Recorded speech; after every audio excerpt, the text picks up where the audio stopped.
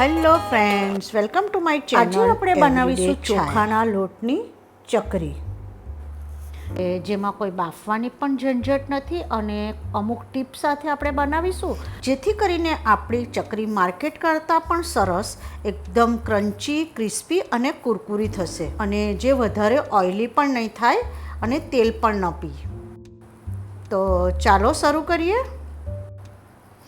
આ માટે આપણે કોઈ વાડકીનું માપ સેટ કરી લઈશું. તો મેં અહીં 1 વાડકી જેટલા પૌવા કે જાડા પૌવા જે આપણે બટાકા પૌવામાં વાપરીએ છીએ તે, એનાથી અડધી વાડકી જેટલા દાળિયા કે પછી એને રોસ્ટેડ ચણાની દાળ એ, અને લગભગ 1.5 વાડકી જેટલો આપણે ચોખાનો લોટ લઈ લઈશું. ચોખાનો લોટ બહુ જૂનો ન હોવો જોઈએ. તો આ માટે અહીં મેં એક સ્ટીલનું ફ્રાય પેન લઈ લીધું છે અને એમાં આપણે જે પૌવા છે તેને ઉમેરી લઈશું અને એમાં દાળિયા ઉમેરી અને એકદમ ધીમા તાપે આપણે એને 1 થી 2 મિનિટ માટે રોસ્ટ કરી લઈશું, જેથી કરીને અંદર જે કોઈક નરમાશ હોય તેમાંથી નીકળી જાય અને આપણી ચકરી એકદમ ક્રિસ્પી બને. અને દાળિયા ઉમેરવાથી ચકરીનો ટેસ્ટ ખૂબ સરસ આવે. જો તમારી પાસે દાળિયા ના હોય તો ચણાના લોટને શેકીને ઉમેરી શકો. આપણે એને વધારે નથી શેકવાના કે જેથી એનો કલર ચેન્જ થઈ જાય.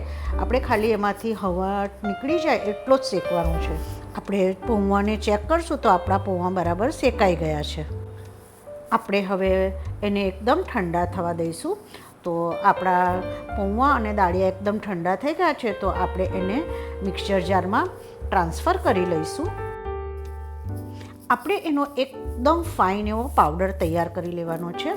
તો આપણે જોઈશું તો આપણો પાવડર એકદમ સરસ રીતે થઈ ગયો છે. આપણે એક મોટી કઠરોટ લઈ લઈશું અને એમાં જે આપણો ચોખાનો લોટ છે, જે આપણે 1.5 વાડકી જેટલો લીધો છે, તે એમાં ઉમેરી લઈશું. હવે આપણે જે લોટ મિક્સરમાં કર્યો છે પૌવા અને દાળિયાનો, તેને આવી રીતે કોઈ ચાળણીથી ચાળી અને એમાં ઉમેરીશું, જેથી કરીને અંદર કોઈક પાર્ટિકલ્સ રહી ગયા હોય મોટા, તો તે અંદર આપણે જ્યારે ચકરી કરીએ ત્યારે આપણને વચ્ચે ન આવે. હવે આપણે બંને લોટને બરાબર મિક્સ કરી લઈશું. આપણે ચકરીમાં ખૂબ જ ઓછા અને બેઝિક મસાલા જ ઉમેરીશું. આપણે અહીં મસાલા કરી લઈએ તો મેં લગભગ 3 થી 4 ચમચી જેટલા અહીં વ્હાઈટ તલ ઉમેર્યા છે. તમે કલોંજી કે કાળા તલ પણ ઉમેરી શકો. હવે આપણે એમાં અડધી ચમચી જેટલા હિંગ ઉમેરી લઈશું અને અડધી ચમચી જેટલી આપણે હળદર ઉમેરીશું અને આપણે લગભગ 1 થી 1.5 ચમચી જેટલું લાલ મરચું ઉમેરી લઈશું. આપણે એમાં 1 થી 1.5 ચમચી જેટલું જીરું ઉમેરી લઈશું અને 1 ચમચી જેટલો આપણે અજમાને 2 હાથ વડે ક્રશ કરી અને એમાં આપણે ઉમેરી લઈશું. અજમાથી ચકરીનો ટેસ્ટ ખૂબ સરસ આવશે.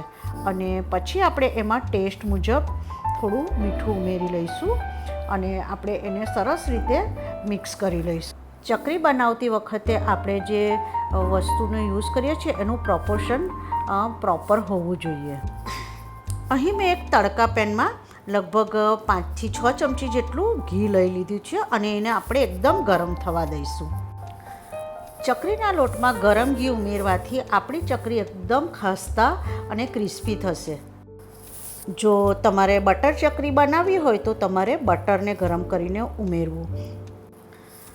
અહીં મેં લગભગ પહેલાં 3 થી 4 ચમચી જેટલું ઘીને ઉમેરી લીધું છે. આપણું ઘી ગરમ હશે તેથી આપણે પહેલાં એને ચમચીથી મિક્સ કરીશું અને પછી આપણે હાથથી એને સરસ રીતે મોણ દઈશું, જેથી કરીને બધા લોટમાં ઘી બરાબર મિક્સ થઈ જાય. આપણે ચકરીમાં મોણ એ મુઠ્ઠી પડતું ઉમેરીશું. જો તમને ઓછું લાગે તો તમે ફરીથી એમાં ઉમેરી શકો. મારું મોણ બરાબર છે, કારણ કે જો આપણે હાથમાં લઈએ તો એકદમ મુઠ્ઠી પડતું લાગે છે અને ચકરીમાં જો મોણ વધારે હશે તો તમારી ચકરી તૂટી જશે. હવે આપણી બીજી ટિપ્સ કે આપણે ચકરીના લોટને ગરમ પાણી વડે બાંધીશું. પાણી એકદમ ગરમ હશે તેથી તમારે પહેલાં ચમચીથી એને મિક્સ કરતા જવું અને પછી થોડું ઠંડુ થાય એટલે આપણે એને હાથથી સરસ રીતે મસળી અને આપણે સેમી સોફ્ટ જેવો એનો લોટ બાંધી લઈશું. જો આપણો લોટ કડક હશે તો આપણી ચકરી જ્યારે આપણે પાડશું ત્યારે એમાં ક્રેક આવી જશે અને તૂટી જશે, અને જો આપણે એનો લોટ થોડો ઢીલો થઈ જશે તો ચકરી અંદરથી નરમ થશે. તો આપણે પાણીને ધીમે ધીમે ઉમેરતા જઈ અને આવી રીતે સરસ એવો એનો સેમી સોફ્ટ જેવો લોટ બાંધી લઈશું. આપણે એના પર 1 ચમચી જેટલું તેલ ઉમેરી અને એને સરસ રીતે મસળી અને એના આપણે 3 થી 4 એવા આપણે પાર્ટ કરી લઈશું, જેથી આપણે સંચામાં ઉમેરવાના સારા પડે. આપણે ચકરી બનાવવા માટે આ લોટને રેસ્ટ નથી આપવાનો. હવે આપણે એક ચકરી પાડવાનો સંચો લઈ લઈશું અને એમાં આપણે પેલી સ્ટારવાળી જે ડીશ આવે છે તેમાં મૂકી અને આપણે સંચાને ઓઇલથી ગ્રીસ કરી અને એમાં આપણે લોટને ભરી લઈશું. આપણે લોટને ઉપર સુધી ભરીશું, જેથી કરીને અંદર એર ના આવી જાય અને આપણને ચકરી પાડવામાં ઇઝી પડે. આપણે એને કોઈ ટ્રે કે પછી સ્ટીલની ડીશમાં આવી રીતે ગોળ ગોળ ફેરવતા જઈ અને ચકરીને પાડી લઈશું અને અંદરનો ભાગ અને બહારના ભાગને સહેજ આપણે હાથથી દબાવી લઈશું, જેથી આપણે જ્યારે ચકરી તળીએ ત્યારે આપણી ચકરી છૂટી ન પડી જાય.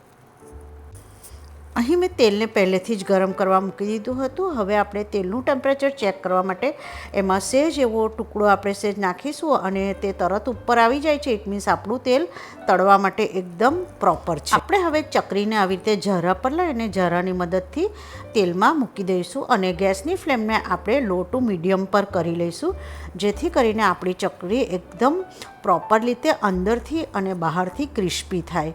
આપણી ચકરી જેવી રીતે ઉપર આવવા માંડશે એટલે આપણે કોઈ ફોકની મદદથી એને ઉલટાવી લઈશું અને આપણે એને બીજી બાજુથી પણ સારી રીતે તળાવવા દઈશું.